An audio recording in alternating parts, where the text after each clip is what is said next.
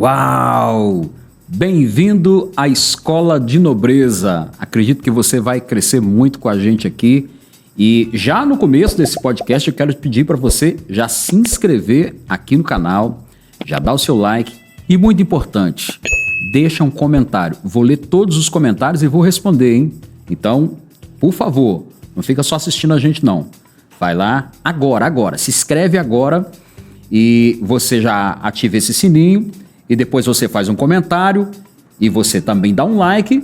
Você ajuda a gente a crescer muito nesse canal e o YouTube vai entender que esse documentário é algo importante e vai recomendar para outras pessoas. Eu espero a sua contribuição. Hoje é um dia muito especial na nossa Escola de Nobreza. A nossa proposta aqui na Escola de Nobreza é sempre trazer pessoas nobres. E as pessoas nobres, elas sempre estão contribuindo para transformar a vida de outras pessoas. E hoje a gente vai ter aqui um convidado muito especial, alguém que está dando de tudo, do melhor da sua vida, pela cidade de Belo Horizonte, no estado de Minas Gerais. Se você ainda não conhece, você vai ter a oportunidade de conhecer um homem hoje espetacular. Eu já conheço ele há algum tempo, sei da sua índole, da sua personalidade, da sua família, dos seus trabalhos, dos seus projetos. E hoje ele vai compartilhar muita coisa boa com a gente aqui. Eu espero que você fique aí com a gente para você aprender muito. Meu amigo Cleiton Xavier, que alegria te ter aqui. Obrigado por ter me atendido assim tão prontamente e vir participar com a gente da Escola de Nobreza. Gilmar, o prazer é todo meu. Fiquei lisonjeado quando recebi o seu convite. Rapaz, assim eu fico até vermelho. Mas, Cleiton, para quem não te conhece, quem é o Cleiton Xavier? Em que você está projetando? O que você trabalha? O que você está desenvolvendo em Belo Horizonte? Porque já tem uma parcela da sociedade que te conhece, mas aqui no canal do YouTube tem muita gente que ainda não sabe quem é o Cleiton Xavier. Vamos contar para o povo quem é o Cleiton Xavier. Gilmar, o Cleiton Xavier é natural de Belo Horizonte, casado há 20 anos, pai de 2 filhos. Eu sou investigador da Polícia Civil do Estado de Minas Gerais. O homem é forte, hein, gente? Hoje eu trabalho no Departamento de Operações Especiais da Polícia. Também sou advogado e estou vereador no primeiro mandato em Belo Horizonte, trabalhando nessa cidade que ultrapassa 2.300.000 habitantes, uma cidade que está em um processo de progressão em políticas sociais, políticas públicas em todos os sentidos, e que tem muitos problemas para que venhamos fiscalizar na execução por meio do poder público, né? O poder executivo tem feito um trabalho de continuidade do ex-prefeito Alexandre Calil, e é uma cidade que tem muitos desafios e que a gente está trabalhando, como você disse, diuturnamente, com várias frentes importantíssimas, porque muitas pessoas às vezes pensam que o trabalho do legislador é só apresentar projetos de lei e esquece a outra atribuição que é tão importante quanto você apresentar projetos de leis no parlamento, que é a fiscalização do poder público, a fiscalização do dinheiro público e das ações da prefeitura. Então, estamos trabalhando muito. Então, Cleiton Xavier é esse nobre servo da sociedade belo-horizontina. Inclusive, tem algo aí que eu sei que você também trabalha e você não citou, talvez um lapso de memória, mas você também ainda faz uma cobertura pastoral. Parece que tem uma associação que você vai à frente dando cobertura para outros pastores. Como é que é isso? Sim. Hoje eu estou presidindo o CONIEV, que é o Conselho Brasileiro de Igrejas Evangélicas Independentes. Que maravilha, hein? Na verdade, eu estou descompatibilizado agora, porque ela é uma associação, e como eu sou pré-candidato a vereador por Belo Horizonte, buscando a reeleição, então a legislação eleitoral me obriga a descompatibilizar 3 meses antes. Sim. Tanto da atividade policial, quanto também dessa representação como presidente desse conselho. Esse conselho, ele tem igrejas filiadas em todo o estado de Minas Gerais. E o objetivo do conselho é dar assessoria jurídica, contábil, ministerial para as igrejas evangélicas independentes em todo o estado. Então hoje nós temos aí aproximadamente 330 igrejas que são filiadas conosco nesse conselho. Que forte, hein? Então a gente trabalha dando essa assessoria para os líderes evangélicos e permitindo com que eles possam fazer um intercâmbio dessas igrejas ao longo do estado. O nosso estado é muito grande, nós temos 853 municípios, então nós temos feito esse trabalho a fim de capacitar esse corpo de líderes evangélicos em todo o estado. Muito bom. Inclusive, conversando agora e você falando dessas funções que você desenvolve, como é, Cleito, que você consegue conciliar o Cleito pai, o Cleito esposo, o Cleito vereador, advogado? Como é que você lidar com esse tanto de informação ou com esse tanto de função que você vem desenvolvendo ao mesmo tempo? Como é que... tem que ser muito nobre para conseguir fazer isso tudo. Fazendo jus ao nome do seu programa, né, que tem sido um sucesso. A família é prioridade. Eu tenho dado prioridade para minha esposa e também na formação dos nossos filhos, né? O Juan, que é um adolescente, que tem 13 anos, e o Cauã, que tem 7 anos. E assim, é a minha paixão, a minha vida, e tudo que o Senhor Deus assim, me permitiu na vida, hoje eu faço com o objetivo da minha família.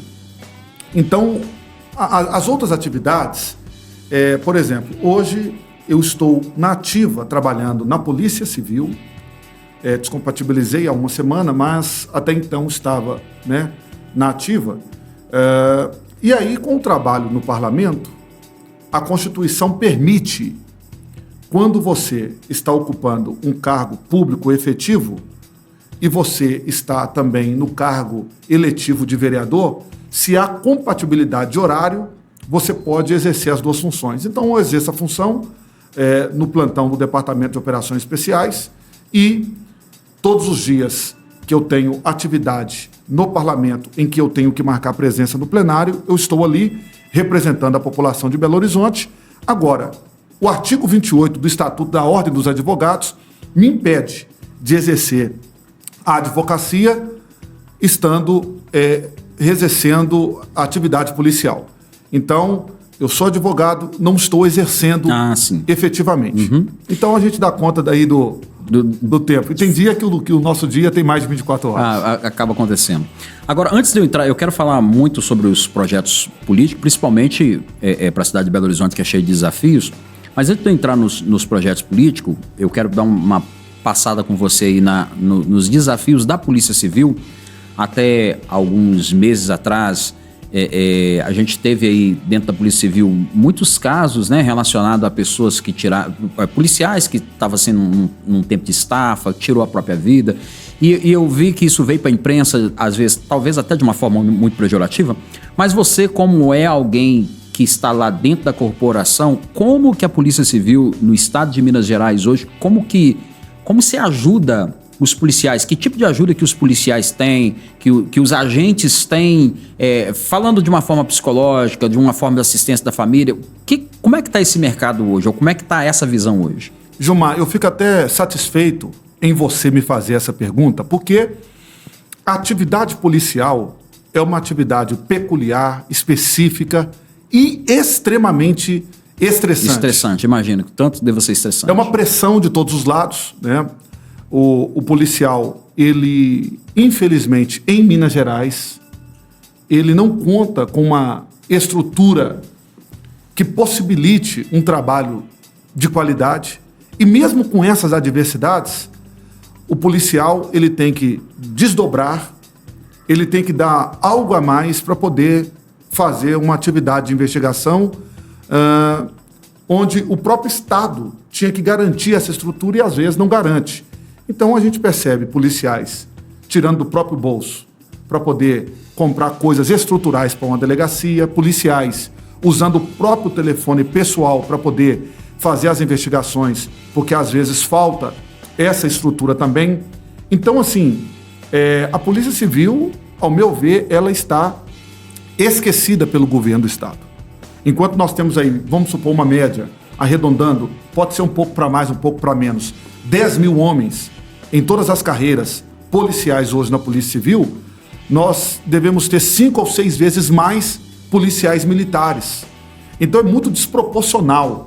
Então a polícia militar que faz um trabalho preventivo, um policiamento ostensivo de prevenção, leva toda essa demanda para 10 mil policiais em todo o estado. Então hoje a gente... E o problema disso, o resultado disso é o estresse, é o staff.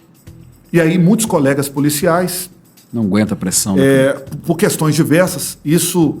Eu só estou colocando uma questão da carreira policial com a falta de estrutura, mas é multifatorial. Esse policial, às vezes, por não ter, tá, uma política muito séria de ajuda a esse policial no tocante à sua condição emocional, muitas das vezes o colega ele pratica o autoextermínio. Então nós tivemos aí nos últimos 2 anos diversos colegas que praticaram o autoextermínio. Volto a dizer, é multifatorial, mas a falta de estrutura e os baixos salários contribuem muito para que isso ocorra. Para a coisa ficar desse nível. Depois que aconteceu esses extermínios, depois que veio à tona vários casos aqui, que eu não quero citar nome, não é necessário citar nome, de casos que aconteceu, tá na imprensa, tá no noticiário, as pessoas pesquisam e sabem.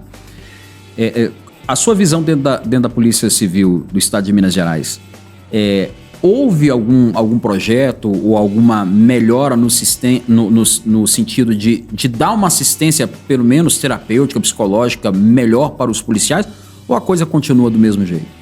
Olha, a Polícia Civil, por exemplo, aqui em Belo Horizonte, ela tem um ambulatório. Nós não temos um hospital, vamos dizer assim, com H maiúsculo. Nós temos um ambulatório.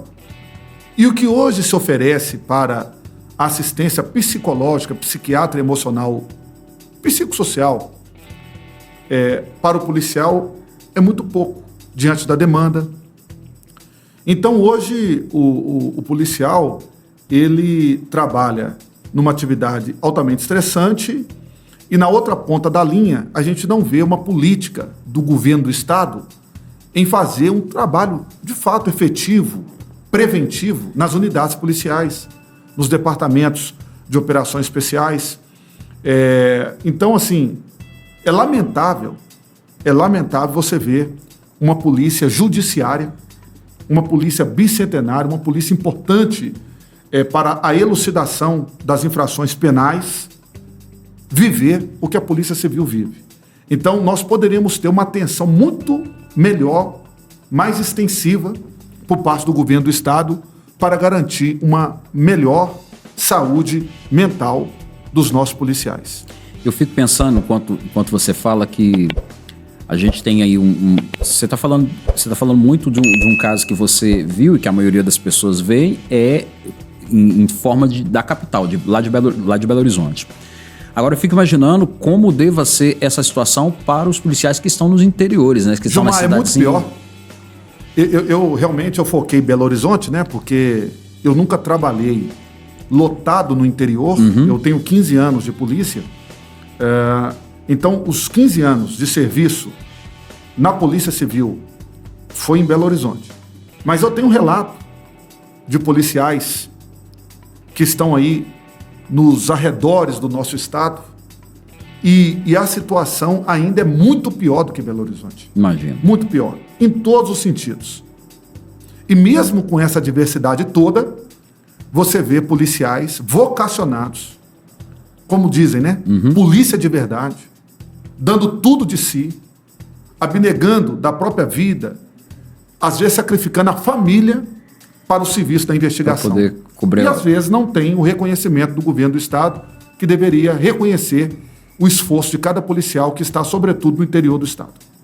É lamentável. É lamentável a gente ter, né? A população tem uma necessidade. Lá em casa nós temos uma primícia de um grande respeito tanto pela Polícia Civil quanto a Polícia Militar. Inclusive meu filho, que está ali nos dando a cobertura, ele me contou algo um dia que me deixou assim muito feliz. tem uma base da polícia militar perto da nossa casa. De vez em quando ele está passando assim de carro, ele olha, vai lá, cumprimenta os policiais e fala assim: olha, eu tô deixando um lanche pago para vocês aqui na padaria. Aí um dia o policial perguntou a ele, falou: mas por que você faz isso? Você passa aqui de vez em quando, paga um lanche para nós e paga um sorvete, dia de muito calor, paga um picolé lá. Ele me contou um dia e ele falou assim: vocês saem de casa todo dia para defender a nossa família, é o mínimo que eu posso fazer para agradecer vocês, é uma forma de dizer obrigado. E talvez eu, não só do governo do estado, mas talvez a população, não vou dizer do modo geral, mas talvez a população também tenha uma visão muito deturbada da polícia, tanto civil, da polícia militar e principalmente da polícia civil. Às vezes a gente vai comentar com as pessoas, é claro que em todo departamento existe os maus comportamentos, mas na maioria da corporação, a sociedade, principalmente no estado de Minas Gerais, a sociedade ela tem sido servida com eficiência, né? E é lamentável saber que quando veio esses casos à tona de pessoas tirando a própria vida, de pessoas passando por autoextermínio, é lamentável saber que o ser humano que está ali atrás, como um policial, como um agente, o ser humano que está ali atrás está sofrendo, está sendo, né? Tem ali os problemas com a família, tem os problemas de finanças. Eu lembro há pouco tempo que houve uma manifestação junto ao governo do estado para requerer aumento e eu não sei bem como é que terminou essa situação, mas é lamentável saber que na Polícia Civil ainda tem essas Gilmar, você citou essas manifestações, por exemplo, não é aumento, não.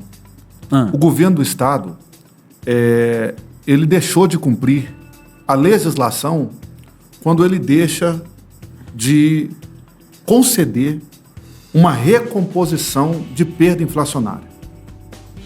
Então, às vezes a população pensa que o policial já tem um excelente salário. Essa é a impressão que se tem. Excelente salário. E aí, as forças de segurança, o preceito legal estabelecido por decisão de tribunais superiores, não pode fazer greve. Então, o policial, quando ele está insatisfeito, ele não pode fazer greve. Ele é punido. Isso é Polícia Civil ou Polícia Militar Polícia também? Civil, Polícia Militar, Polícia Penal, Corpo de Bombeiro Militar, agente socioeducativo, guardas municipais em todo o território nacional. Toda força de segurança está impedida, por força de decisão de Tribunal Superior, a fazer greve. Né? A Polícia Militar ainda tem um preceito constitucional, né? Porque a Polícia Militar, eles não podem associar, não pode permanecer associado e já estava claro no texto constitucional que eles não podiam fazer greve. Mas as outras forças de segurança, posteriormente ao texto constitucional, teve decisão do Tribunal Superior que nós não podemos fazer greve. Né? Então, ou seja, houve manifestações das forças de segurança, não por aumento.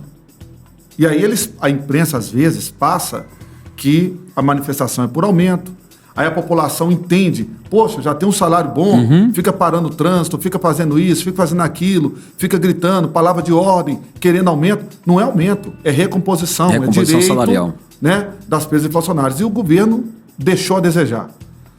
Ele deu um aumento, tá, muito abaixo daquilo que era direito das forças de segurança, né? Então, esse governo não tem feito um bom governo para os servidores públicos do Estado, não só das forças de segurança. E aí o percentual foi de 4,62. Então, por exemplo, tem alguns salários da polícia que o aumento foi de R$100. Então, isso é muito pouco. A população, às vezes, tem uma visão de que o policial ganha muito, de que o policial é assim aquilo, mas, de fato, quando você vai pôr na ponta do lápis, um salário hoje, qualquer salário de um policial hoje, ele já vem com um desconto, por exemplo, de imposto de renda na fonte, com uma alíquota de 27,5%. Então, do salário inicial ali de R$5.000, já vem menos 27,5% a alíquota do imposto de renda. Aí tem mais o desconto previdenciário, tem aquilo outro. Então, o policial vai pegar a alíquota ali na mão, não dá para ele pagar o aluguel, não dá para ele pagar a prestação do carro, o filho dele não pode estudar numa escola particular. Então, ele tem uma vida totalmente comum mesmo, com muita dificuldade, com muita labuta, né? E aí toda profissão tem, como vamos dizer, os maus profissionais, sim, né? Sim. Em toda caixa, talvez, ali de fruta, pode ter uma podre. Sim. E aí a gente não pode pegar o mau exemplo daquele policial que tem um desvio de conduta e balizar toda a corporação, toda a polícia por causa de uma atitude de um policial que usa uma farda, que usa um distintivo, né, que tem um porte de arma e que tem um desvio de conduta onde a profissão dele deveria ser a vida da população, garantir a segurança, e ele então tem um desvio de conduta para poder praticar toda sorte de crime. Então a população às vezes vê um policial criminoso e ele acha que todo policial é criminoso. Então a gente tem que desconstruir isso na nossa sociedade, porque a maioria dos policiais de todas as corporações, seja Polícia Civil, seja Polícia Militar, Polícia Federal, Polícia Penal, seja qualquer o Corpo de Bombeiro, né, os profissionais do Corpo de Bombeiro, são homens, são mulheres que são extremamente honrados, capacitados e que entregam a vida deles para poder garantir a segurança da população. Agora, Cleito, como é essa transição? O que aconteceu com você, que você virou essa chave de dentro da Polícia Civil, você entendeu a sua ida para políticas? Como que foi para você esse negócio de vou servir agora na política? Na verdade, ô Gilmar, a política ela veio bem antes da polícia. Ah, é? É, bem Conta antes. Isso aí para nós. Eu comecei a coordenar campanhas políticas em 97. Nós estávamos preparando para as eleições de 98, né? E aí eu coordenei, eu fui um dos coordenadores, né, de uma campanha para deputado estadual, e logo depois eu já trabalhei na coordenação de uma candidatura para vereador, né, nas eleições municipais do ano 2000. E de lá para cá... Você foi envolvendo, sempre foi crescendo? No processo eleitoral, eleições gerais, eleições municipais, sempre trabalhando em coordenação. Coordenando grupo, coordenando segmento. E aí, quando foi 2014, eu quis ser candidato. Eu queria colocar o meu nome à disposição naquele pleito, eleições gerais 2014, e queria saber o que a urna ia falar do meu nome. E aí, sem grande estrutura, primeira vez num partido nanico, que nem existe mais, eu tive votos em 163 municípios do estado. Eu tive 7.172 votos na primeira vez. Nessa primeira vez você saiu como deputado? Deputado estadual. Deputado estadual. Fui candidato a deputado estadual. E aí, quando foi 2016, eu coloquei meu nome à disposição para disputar a primeira eleição para vereador em Belo Horizonte. Naquela ocasião, eu saí pelo PTN e eu obtive 3.175 votos, fiquei suplente. Quando foi 2018, eu não fui candidato, eu coordenei um segmento para a campanha de Senado do então eleito naquele ano Rodrigo Pacheco, que hoje é o presidente do Congresso Nacional. E quando foi 2020, então eu disputei a minha segunda eleição para vereador. Eu cresci quase 40% da votação e fui para 4.481 votos, que foi a votação que me permitiu estar hoje vereador em Belo Horizonte. E quando foi na última eleição de 2022, mesmo estando vereador, eu estava vereador, eu coloquei meu nome à disposição para disputar para deputado federal. E aí eu fui votado em 127 municípios e tive 10.670 votos, crescendo a votação de 2014 para deputado. Então agora estou pré-candidato, né, à reeleição e sempre trabalhando politicamente. Então, ou seja, eu já trabalhava politicamente e passei no concurso para a Polícia Civil em 2008. Então a polícia na verdade, veio depois. Veio depois. E aí, os trabalhos sociais que eu já fazia, o fato de estar na polícia pós-2008, deu mais robustez e credibilidade para o trabalho social que eu sempre realizei com criança e adolescente. Inclusive, eu quero falar disso, sobre esse projeto que você tem, principalmente relacionado à família, principalmente à criança. Eu acho muito pertinente esse assunto relacionado à criança, mas antes de entrar nesse assunto, só pedir o pessoal aqui de novo que está assistindo a gente, que ainda não se inscreveu, ainda não deu like, ainda não deu um comentário. Poxa vida, é uma coisa tão fácil que você pode fazer, custa nada, não vai custar nada. Dá um like aí, deixa o seu comentário, vou te mandar a resposta em cima do seu comentário e não se esqueça de inscrever aqui no canal. Mas eu queria entender uma coisa, Cleito. Qual é o seu maior desafio dentro da política hoje? Olha, o maior desafio, vou falar da política global, abrangente, e não da política do Cleito, vereador em Belo Horizonte, pré-candidato à reeleição. Não. O maior desafio da política hoje é conscientizar a população da importância Da política. Da arte de governar. Porque ainda existe...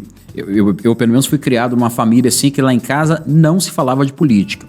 Eu fiz parte de um trabalho religioso que dentro desse trabalho religioso a conversa era política é do diabo.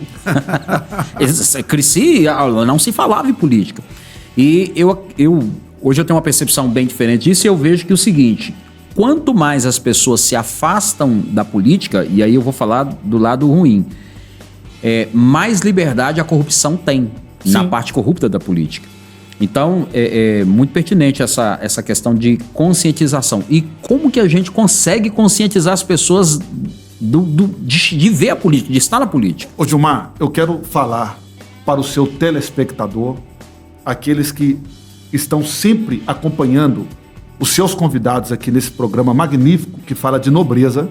É importante eu falar isso. Na política não existe espaço vazio. Todo espaço na política será preenchido por alguém.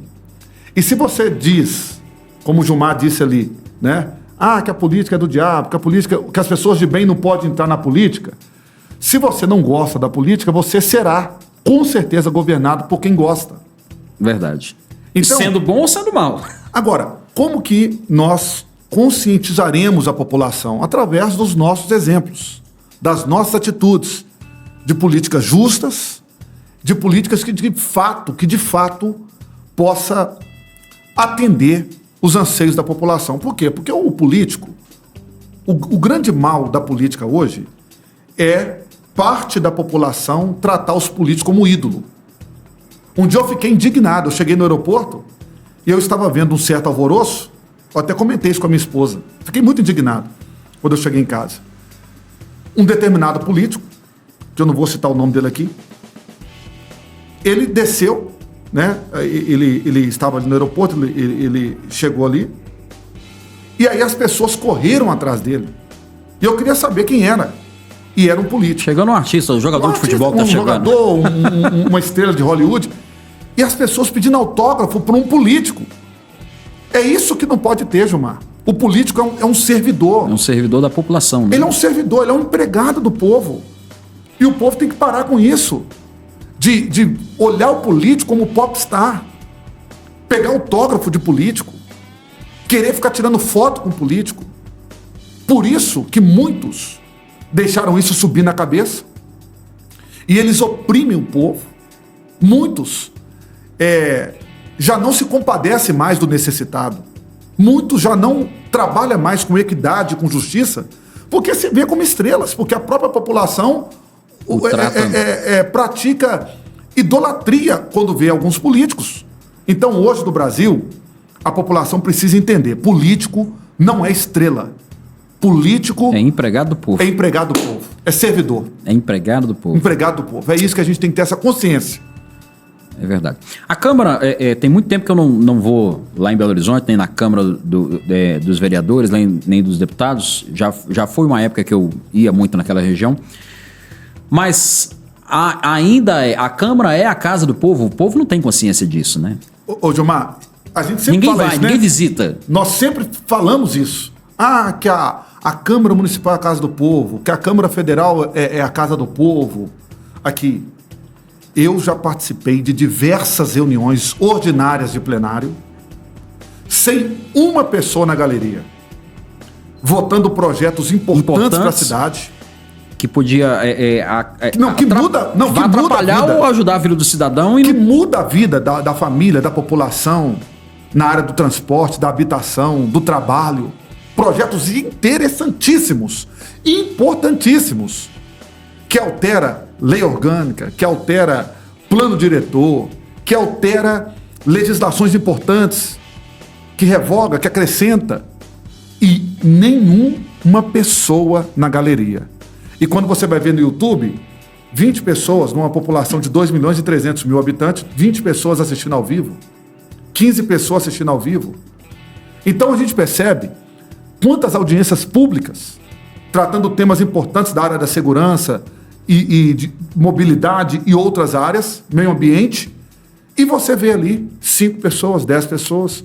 Então, é necessário que a população acompanhe mais de perto o exercício parlamentar daquele que se propôs a representá-los ali. Principalmente aquela pessoa que foi lá e votou no candidato tal. Tipo assim, o que o meu vereador, o meu deputado que eu votei nele, o que ele está fazendo?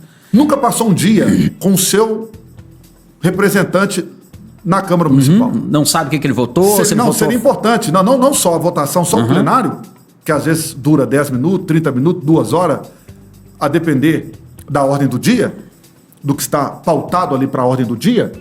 Mas eu gostaria até de convidar.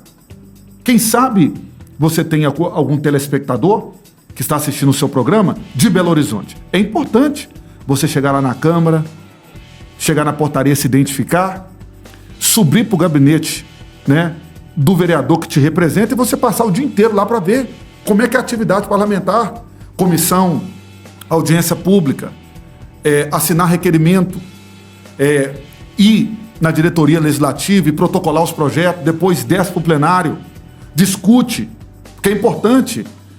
Eu estou ali e no Brasil a nossa democracia ela é representativa, então, ou seja, eu estou ali representando um grupo de eleitores que depositaram o voto em mim. Então, quando eu pego um projeto e vou para o microfone discutir, os meus eleitores, aquelas pessoas que se vê representadas por mim no parlamento, elas querem me ver discutindo aquele tema, aquele assunto, aquele projeto de lei que se amolda naquilo que eles acreditam como valor, aquilo que eles acreditam que de fato seja algo relevante para a construção da cidade. Então, eu convido a você aí na sua cidade, às vezes você está assistindo de outro estado, é importante você que tiver essa oportunidade de passar um dia com o seu representante na Câmara Municipal aí do seu município. Política vem de politeia, política é organização de cidade. Você fala assim, eu não gosto de política, saiba de uma coisa, você vai ser governado pela política gostando dela ou não. Então se interesse, aparece, cobra, vai aí na sua cidade, na Câmara, vai saber o que está acontecendo. As pessoas têm, eu acho que esse assunto aqui é muito importante, Cleito, porque as pessoas, eu acho que boa parte da população tem uma ideia, talvez, que a Câmara, os deputados, são pessoas intocáveis, não é nada para eles. Eles ficam assim, né? Como você diz no caso, alguns têm como ídolos e alguns têm uma distância. Quem chegou ali foi o deputado fulano de tal, foi o vereador fulano de tal, eu não posso nem chegar perto. E não entendendo que esse funcionário é um funcionário público que trabalha para o povo e o povo com seus impostos que paga o salário dele, que paga a vida que ele tem. Acho Exatamente. Que é muito importante trazer isso. Mas vamos falar, me fala desse projeto de família maravilhoso que você tem e desse projeto de criança que você tem que você desenvolve dentro da política e fora dela. Gilmar, eu me sinto privilegiado de poder falar no seu programa sobre isso. É uma bandeira do nosso mandato. O artigo 227 da Constituição Federal de 88, que é a Constituição Cidadã, essa que molda todo o ordenamento jurídico do nosso país, diz que criança e adolescente é prioridade. Então, todas as políticas que envolvem criança e adolescente devem ser tratadas pelo poder público com prioridade. Total prioridade. Total prioridade. E aí, eu sempre trabalhei com crianças e adolescentes na Associação Atletas de Cristo. Eu sempre introduzia as crianças e os adolescentes em várias modalidades do esporte como forma preventiva para que eles não ingressassem no crime. E aí, depois que eu assumi o mandato de vereador, eu entendia que eu poderia fazer um trabalho com criança e adolescente além da questão da inserção deles no esporte. E aí eu comecei a fazer um trabalho muito forte de prevenção ao abuso sexual infantil, que eu já encontrava no futebol e que eu já encontrava em algumas atividades de investigação na polícia E aí eu abracei essa questão do abuso sexual de uma forma mais abrangente, de uma forma mais incisiva. E aí eu vou nas escolas, eu vou nas creches, eu vou nos centros de internação de criança e adolescente, eu vou em todas as instituições que me convidam para quê? Para eu poder falar de prevenção ao abuso sexual. Por quê? O sexo tem que ser entendido como algo que deverá ser ministrado pela família. A educação sexual é um direito, mas a obrigação da educação sexual é da família. É da família. O poder público, ou a igreja, ou a associação, pode auxiliar. A escola pode auxiliar. Mas a obrigação da educação sexual é da família. Da família. E aí, uma coisa é educação sexual, outra coisa é sensualidade.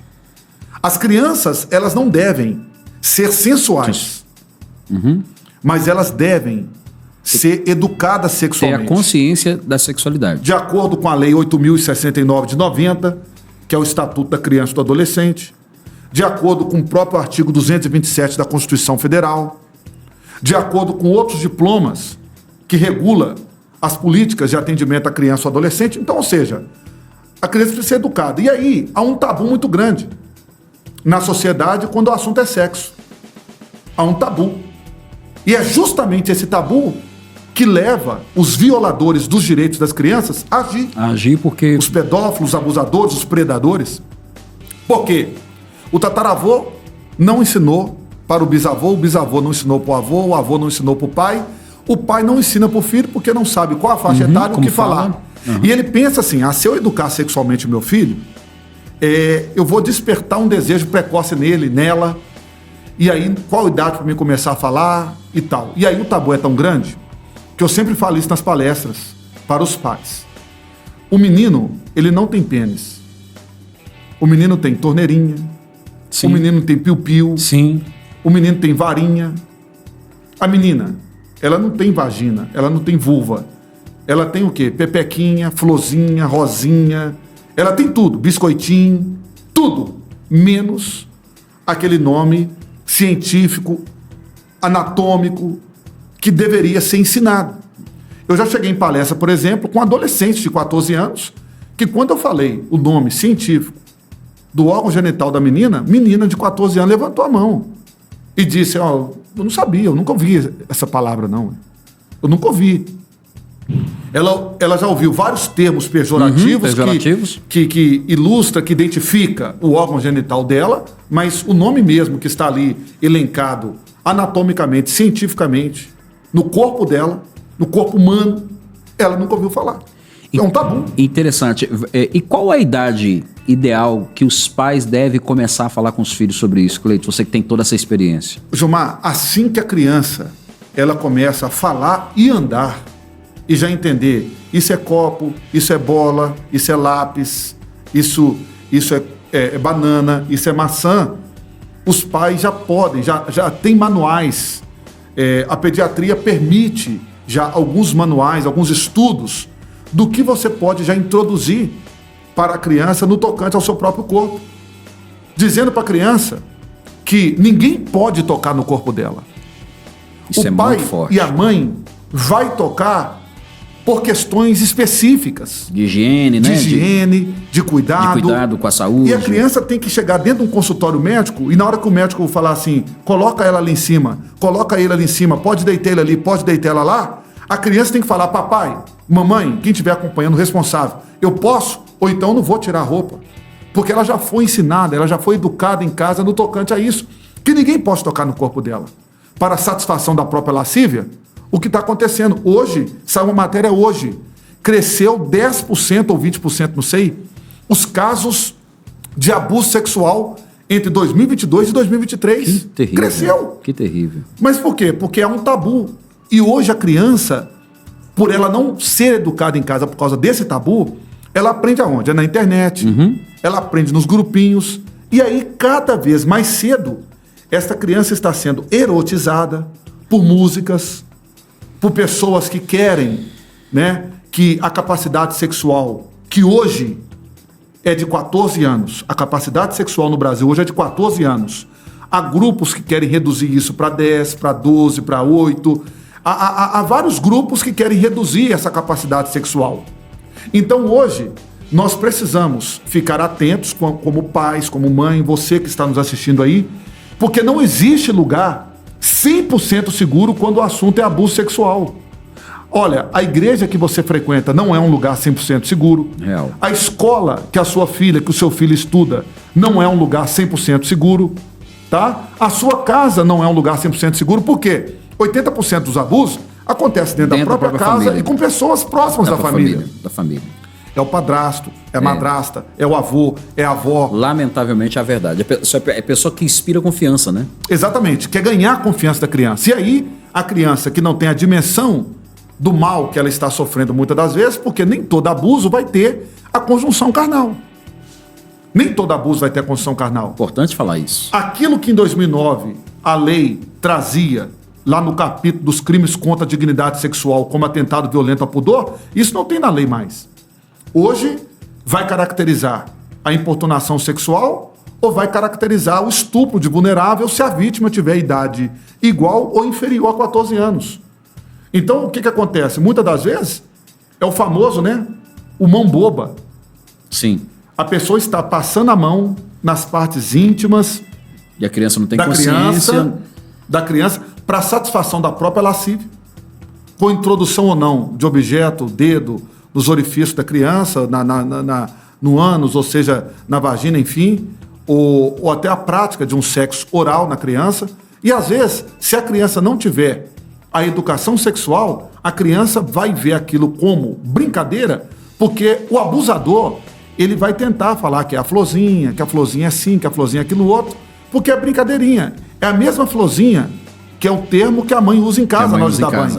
Então, para ela, a criança não vai conseguir dimensionar a gravidade do ato que ela está sofrendo. E hoje você faz, Cleito, um trabalho de palestra. Como é que é o trabalho que você tem feito junto à população? Sim, eu falo para as crianças de todas as idades. Na escola? Nas escolas. Eu falo para os pais, junto com as crianças, ou separado. Eu falo para o corpo docente das escolas, ou seja, os professores. Eu falo nas igrejas, para a liderança das igrejas. E eu falo para os educadores infantis também que trabalham nas igrejas. Por quê? Porque nós precisamos auxiliar as famílias. É lógico que, como eu disse, a obrigação da educação sexual é da família. É da família. A escola, a igreja, a associação pode auxiliar. Mas às vezes a família não tem estrutura nenhuma, né? E nem conhecimento. Nem conhecimento. Para poder o quê? Precaver, prevenir, antecipar o mal. A criança, por exemplo, diante de um abuso, ela tem que identificar que aquele abraço não foi um abraço de afeto e de carinho. Foi um abraço que ela recebeu de alguém com intenção de satisfação da própria lascívia. E eu até oriento, viu, Gilmar? Eu não quero aqui ser tradicional demais. Eu até gostaria que os seus telespectadores comentassem aí. Vai chover comentário. Eu sou totalmente contra o pai beijar a filha na boca. Eu sou totalmente contra a mãe beijar o filho na boca. Tá apoiado. Eu sou 100% contra. Por quê? Porque dependendo da idade da criança, ela não vai conseguir, de forma cognitiva, entender que aquele beijo é um gesto de carinho, de afeto, e distinguir quando o amigo do pai fizer a mesma coisa, sim, o tio, o avô, porque é a mesma proteção, carinho que o ente tem daquele que foi levar um presente no dia do aniversário e tudo. Então a criança, ela tem que entender que esses atos de carinho que a própria família dispensa a ela deve ser muito bem explicado para que quando o abusador fizer o mesmo, essa criança falar com os pais. Falar com o seu responsável. Cleito, eu acho que esse trabalho é muito abrangente, muito interessante. Você está de parabéns por se envolver com essa causa. A gente já trabalhou em algumas frentes e a gente sabe que esse é um problema assim, gritante na sociedade. Pessoas adultas aí hoje estão cheias de problemas emocionais, psicológicos, porque uma parcela muito grande da população passou por isso e passou como se fosse algo comum, algo normal, porque não tinha tanta informação como tem hoje. Gilmar, e que gera traumas irreparáveis. Pro resto da vida. Pro resto da vida. Se não for a misericórdia de Deus, uma pessoa que sofreu abuso, inclusive, eu até gostaria, você que está nos assistindo, o meu Instagram, ele é Cleiton Xavier PC. Lá eu tenho 2 episódios que chama Vozes Silenciadas, 2, que você vai ver relatos de homens e mulheres que quando criança foram vítimas de abuso. E como que eles venceram o trauma. Alguns relatam que por várias vezes pensaram em se matar. Eu acompanho crianças que após o abuso, eu encaminho elas para o tratamento psicológico e muitas delas com atitudes de autoextermínio. Então, automutilação. E aí o que acontece? É um alerta até, né, Cleito? Quando a criança começa a viver um aspecto de automutilação, é um alerta para os pais prestar atenção. Não só automutilação, mas a criança, ela dá sinais visíveis de que ela está sofrendo. É por causa de abuso? Pode não ser o abuso, mas pode ser um outro tipo de coação, de ameaça, de sofrimento. Mas a criança, ela traz algumas reações, alguns sintomas de que ela não está bem. Então, os pais precisam conhecer quais são esses sintomas, esses sinais, que também está no nosso e-book, né, que fala sobre abuso sexual infantil, que atende as famílias também e que a pessoa pode baixar gratuitamente a partir do nosso Instagram. Então, o perfil é Cleiton Xavier PC, para você baixar o e-book que fala sobre abuso sexual infantil, para você entender os sintomas, os sinais que a criança, às vezes, ela está manifestando e que pode indicar que ela está sendo vítima de abuso. Cleiton, eu acho que a gente vai precisar marcar um novo podcast só para a gente vir falar desse assunto, que eu vi que esse assunto é muito abrangente. E a gente assim, eu pensei que esse 1 hora de podcast a gente ia poder falar de tantas coisas, mas eu vi que esse assunto é um assunto muito abrangente.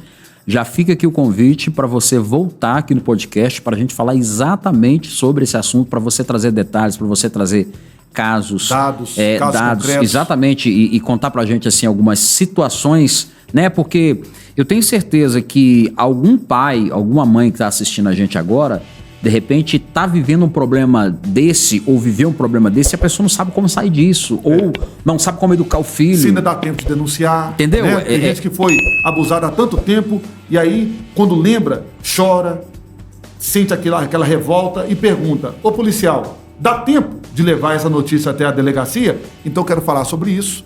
Agora, o mais importante de tudo, quando eu falo de abuso sexual infantil, é você não se omitir. É você não ficar calado. É você não ficar calada. Houve o abuso, traz a notícia para a polícia. Como? Você tem alguns canais muito importantes para que o abuso seja denunciado. Qual? O Disque 100, o Disque 181, o Disque 197.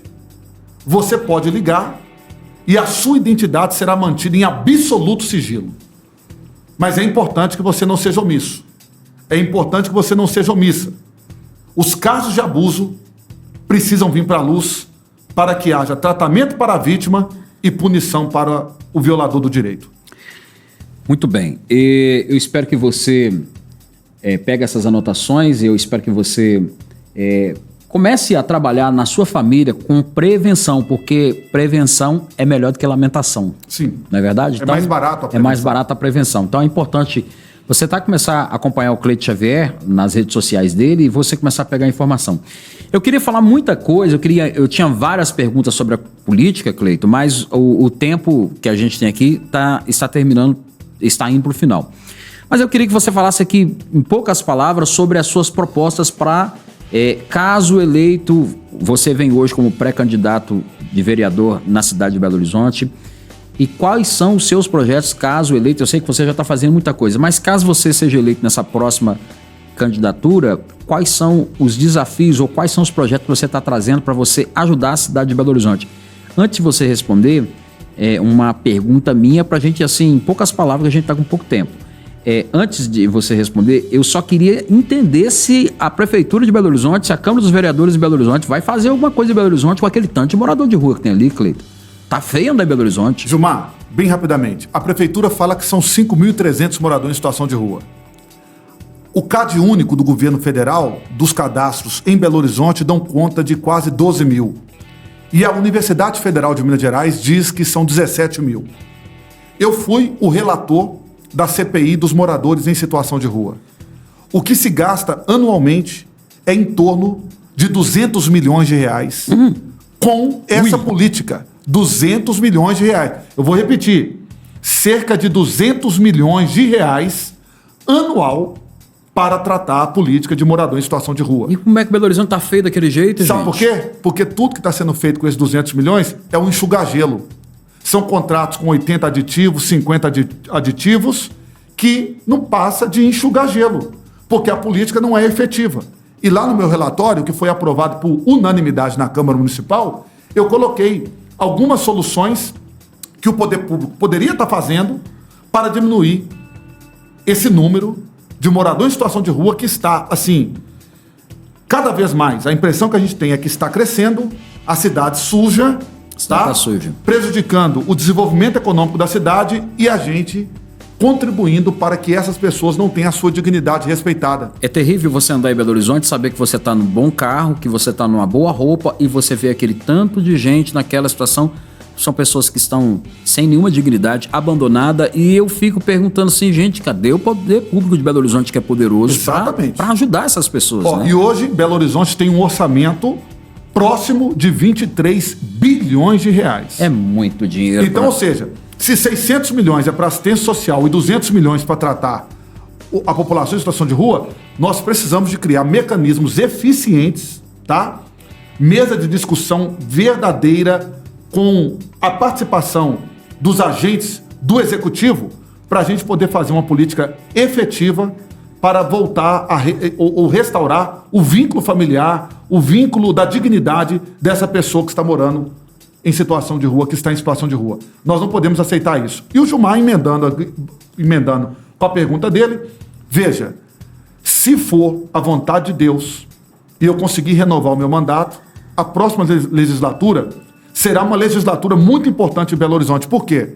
Porque nós votaremos o plano diretor, tá? Que é a principal lei estabelecida dentro do município que regula, tá? O crescimento da polis, que é a questão da política que você falou.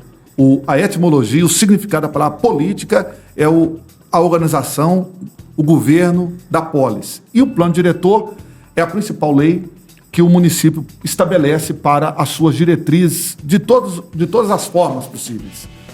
E Belo Horizonte está perdendo para todos os municípios da região metropolitana. População. Nós estamos perdendo os investimentos.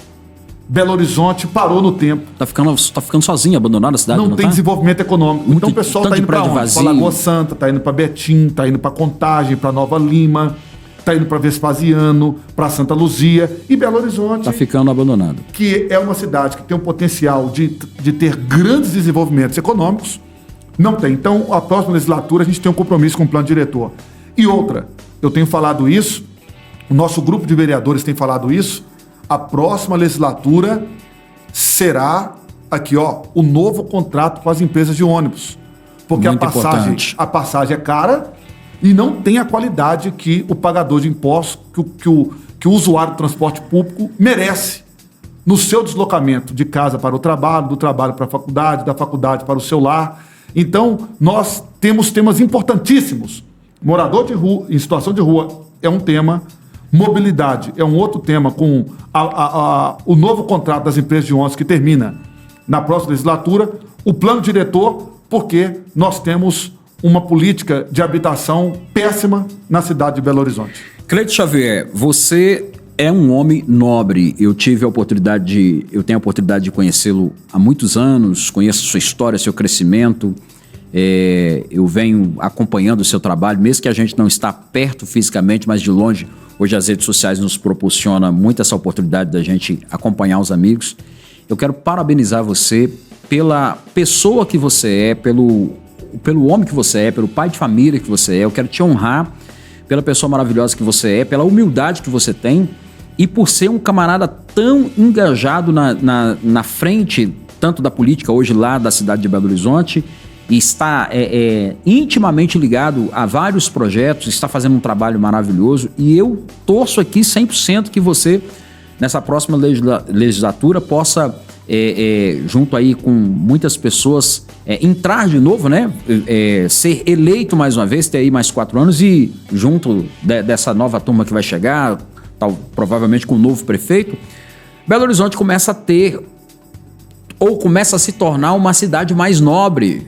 Belo Horizonte já foi mais bonita, Belo Horizonte já foi mais já atraiu mais turistas, né? Entendeu? A Lagoa da Pampulha é uma lástima, depois vamos falar sobre isso também.